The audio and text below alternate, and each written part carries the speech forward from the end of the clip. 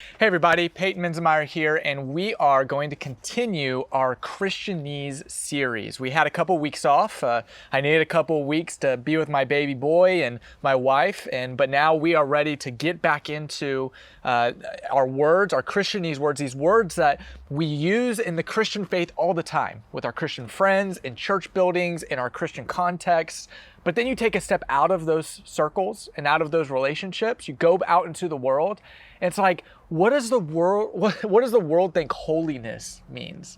Or exile, or words like atonement, or our word today, Messiah, which is the most profound word of them all, but yet outside of the Christian walls, it means nothing. And so we want to talk about, in this series, in this word episode, we want to talk about the word Messiah, the significance of the word, the history of the word, and why it matters in the biblical story.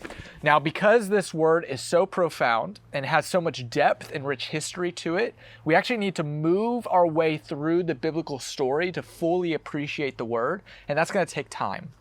And so this is actually going to be a two-part a series on the word Messiah. Still in our Unlearning Christianese, we're just going to take two parts to look at the word Messiah, this one and next week. So let's get started on the word Messiah. You know, the plot tension driving the whole biblical story, we are introduced to it in the very first chapters of the Bible. And we're in this garden scene where we're in the Garden of Eden. You have Adam and Eve, and then you have this mysterious character, the talking snake, this serpent. Now, there's a lot of different ideas out there. Why is a snake talking? Is this a literal or a figurative narrative technique? Is this the devil or some other demon that's talking? We're not going to get into the actual serpent. What we're going to spend time is talking about the tension, the plot, what is happening in this narrative. While the origins of this being, whoever it is not described in the Bible. It's presented as the spiritual creature that's rebellious. And it's trying to lead the human beings into a rebellious relationship against God, where they no longer trust God's goodness. Instead of trusting God's definition of what's good and bad, they trust their own. And so the biblical narrative, it has a lot of different names for this creature. So we're going to spend just a moment breaking that down. Some of the names that biblical authors use for this being: the Satan. Now we say the Satan. Satan's not a name, it's a title. It's the Satan. It means the adversary. You can find that in Mark chapter 1, verse 13, Mark chapter 4, verse 15. The Satan.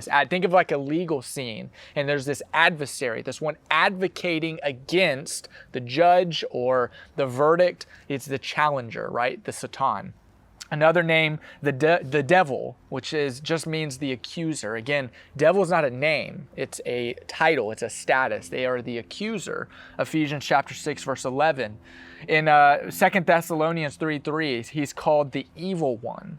The tempter in Matthew chapter 4, verse 3. The ruler of the world in John chapter 12, verse 31. In all of these images, they come together of who this creature is, whoever it is, in Revelation chapter 12, verse 9. I encourage you, just go look at that passage and you'll see all of this imagery coming together.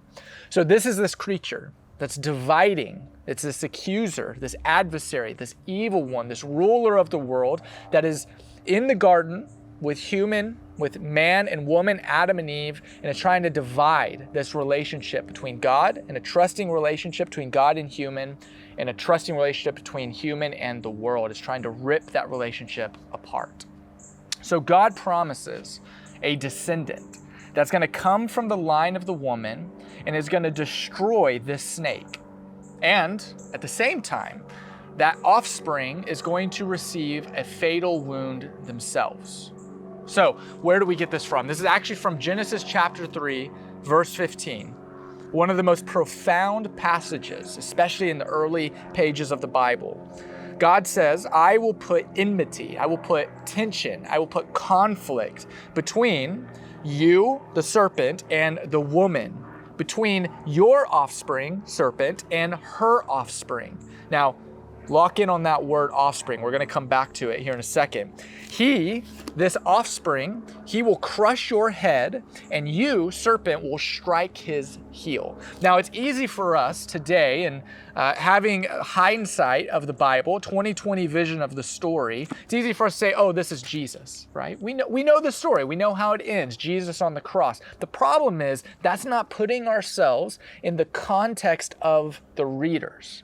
You see, just like whenever you are a first Christian and you're unlearning and relearning these words for the first time, reading through the narrative, we who are veteran Christians, we need to forget all of the baggage, all of the knowledge that we have coming into the text. We need to put that to the side.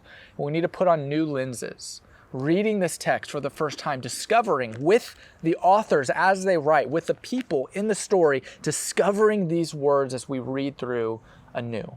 We need to relearn these words. And one of those is the word offspring. So offspring in Hebrew is the word zerah. And all that word means in Hebrew is seed. Now they use it for offspring, like children, your nation, children, your descendants, but it's also used for like scattering seed, like farmers, things you throw out, which makes sense, right? That's intuitive, that those two things are basically the same idea. It's the continuation of something, be it plants and trees or humanity through offspring, through the zerah. So in chapter 3, verse 15, we are given that word. Between you and your woman, between your offspring and her offspring, her zerah and your zerah, Satan, devil, serpent. He's talking to both here. Now, here's what's interesting about that word zerah. It is not a singular or plural word. Just think of when you say, I throw out seed. It could be one seed, or it could be multiple seeds. And so whenever we read this, remember, we're not having Jesus in mind. We're with the authors and the readers reading this for the first time. When we read the word zerah, offspring, we don't know if the author's talking about a single person who's going to deliver us or a nation and a people that's going to deliver us. We don't know which one we're looking for. We just have to continue reading in the story.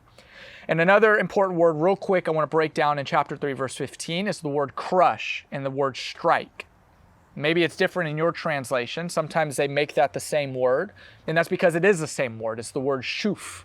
And that simply means to strike or to crush. And this isn't necessarily a fatal blow, but it can be. It just means to strike something. We're going to shuf it.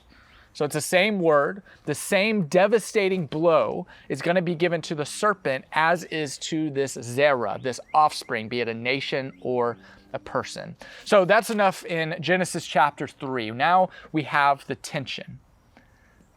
Man no longer trusts God. There's a division. This serpent has accomplished his mission. Humans now trust themselves. They don't trust God and what God wants for them. God then says, okay, now because of this, I need to save the story because humanity is moving in the direction that is destructive. They think they know what's best for them, but they don't. They're trusting themselves. They're not trusting me. And so I need to save them. And so an offspring, a person, a people, I don't know, but an offspring is going to deliver my people from the evil of this serpent, this deceiving words of the serpent. How is God going to do that? Who is this offspring, this zerah? Well, we keep reading. We start with the woman, and then Genesis traces this promised line, this promised offspring to a man named Abraham in Genesis chapter 12. So Genesis 3:15, an offspring will come from the woman's family line, and they're going to destroy the snake. In Genesis chapter 12, it's God's first promise to Abraham that through you, all families in all the earth will be blessed. They will receive blessing because of you. And so as a reader, we're picking that up on that. Okay, this might be the promised one. And in fact, we learn in Genesis chapter 22 that it is the promised one because God says, through your zerah, through your offspring, Abraham, all nations on earth will be blessed.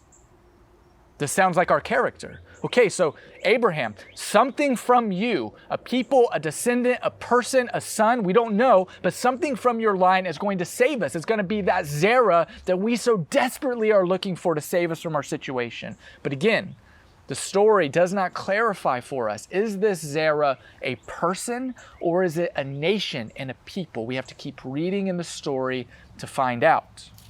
So we keep reading. The story of Genesis then traces us to Abraham's grandson named Judah. And we don't have time to get into Judah's story and everything that Judah stands for, his biblical story and his character. But what I do want to do is lock in on a promise given to Judah. And this is where we're going to end this video, but it's very important. So Jacob has brought together his 12 sons. And Jacob comes from the line of Abraham. And now he's going to bless his son because they are his Zerah. They're his offspring. So we're following this story. And finally, Jacob gets to his son Judah. And I want to read in Genesis chapter 49, starting in verse 8. Judah, your brothers will praise you. Your hand will be on the neck of your enemies. Your father's sons will bow down to you. You are a lion's cub, Judah. You return from the prey, my son. Like a lion, he crouches and lies down, like a lioness who dares to rouse him. The scepter will not depart from Judah, nor the ruler's staff from between his feet, until he to whom it belongs shall come, and the obedience of the nation shall be his. Now, you might read that and think, I have no idea what that just said. And it's okay.